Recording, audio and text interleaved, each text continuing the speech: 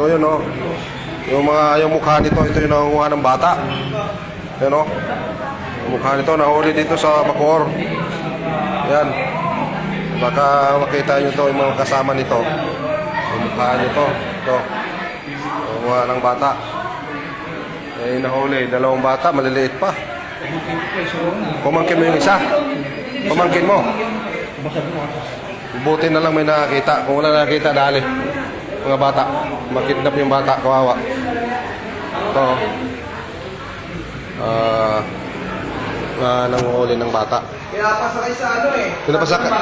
Pinapasakay sa jeep. Pinapasakay sa jeep. Putang ina.